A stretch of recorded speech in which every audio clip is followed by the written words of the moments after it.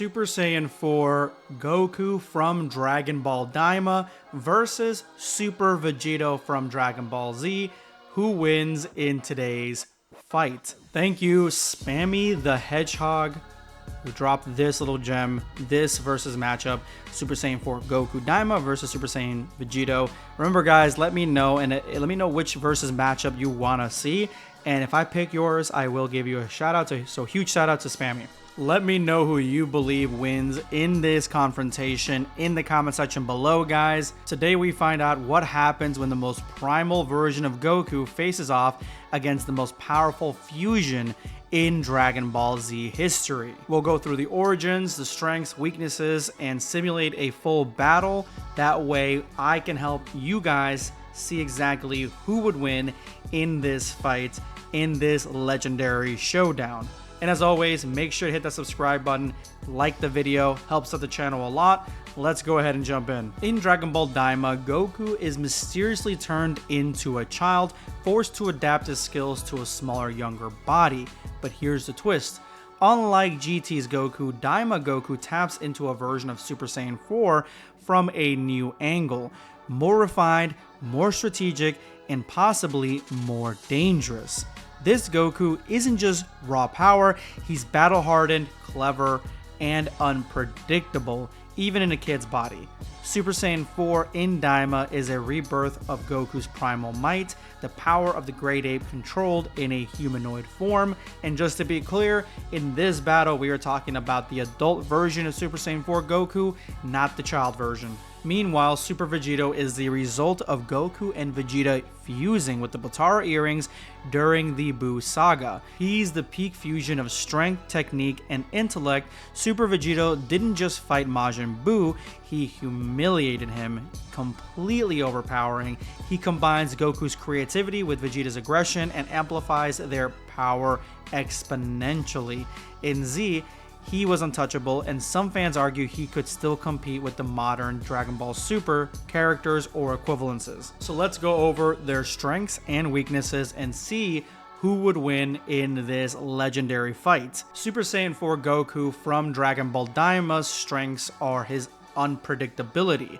He fights like a wild card due to his new transformation and ape-like reflexes. He does a lot of heavy-handed attacks, but he also swings around and is very agile due to his monkey-like attributes, especially his tail. Not to mention, in Xenoverse, we got him being almost twice the size of Super Saiyan 4 Goku, the original, so he is a big boy. He is a huge transformation. The primal power that Super Saiyan 4 Goku draws on in Daima, he draws on the Great Ape form, plain and simple. It gives him his monstrous size, his strength, his power, the exact accommodations that happened with the Super Saiyan 4 transformation in Dragon Ball GT seems to be the same exact thing that we see in Super Saiyan 4 Goku and Daima. And as always, similar to the original Super Saiyan 4 transformation, this transformation is extremely stable, extremely durable. It is far more controlled than Super Saiyan 3, has fewer energy drawbacks, and it is a form that has extreme and devastating ki.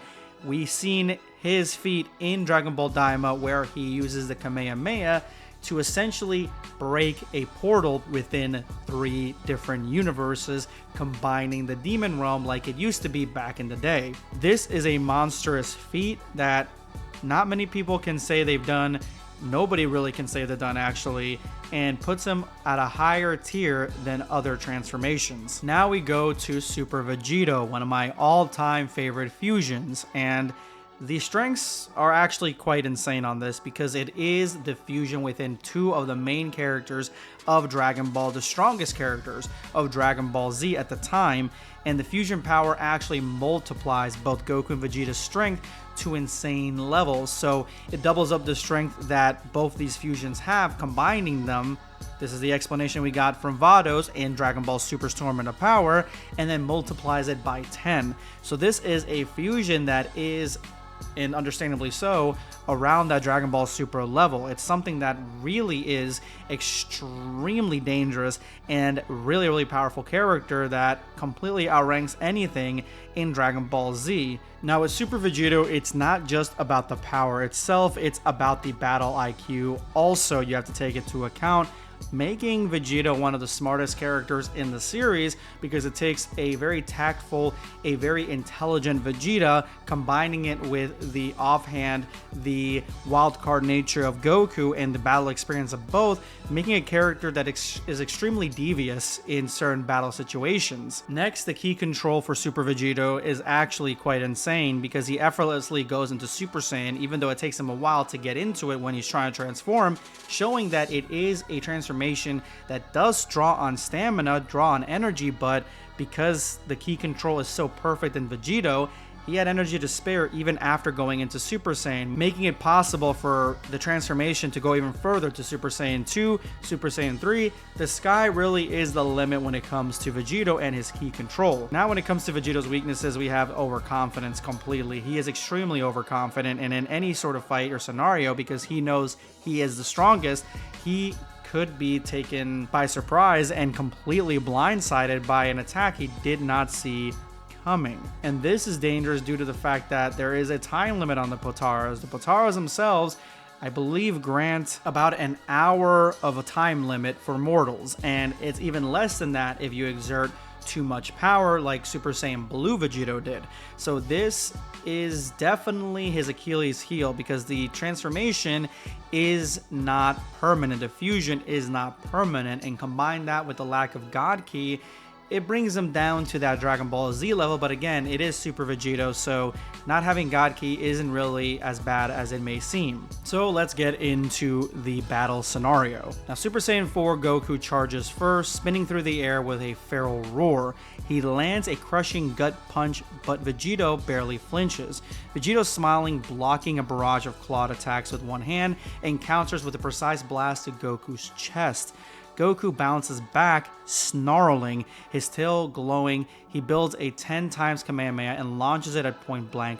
Vegito counters it with a final Kamehameha, resulting in a beam clash that splits up the sky. This beam clash shows Goku exactly how strong Vegito's Kamehameha actually is, and he goes in for a devastating charged up Kamehameha that he used during Dragon Ball Daima.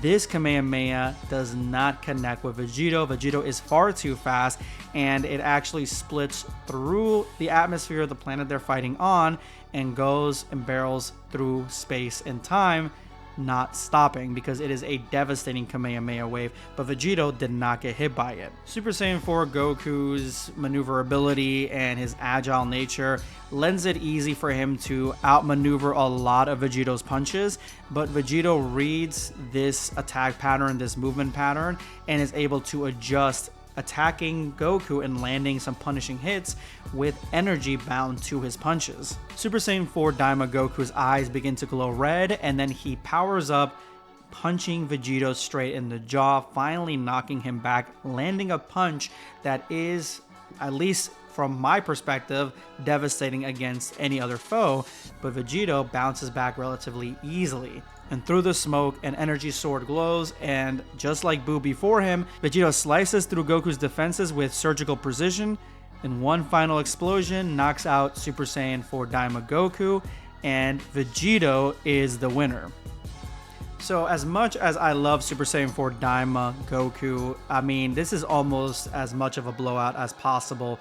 We don't really know exactly where Super Saiyan 4 Daima Goku lands in terms of power, but we know exactly where Super Vegito lands and how much he's multiplied with the Goku and Vegeta that we got in Dragon Ball Z. So this power is just too overwhelming. He is way too strong, and I believe the fusion characters just have that edge on non-fusion characters most of the times. I would say 9 times out of 10, as well as the experience that comes with having Vegeta in the mix, as well as the control when it comes to the ki and his power. It really was a no-brainer, and having a character that's extremely smart against one that is raging and basically can go berserk, and it fights like someone that goes berserk. This is something that is just a blowout to me, and I think that Super Vegito absolutely wins. But as always, let me know what you guys think in the comments, and you guys let me know who's next, you decide.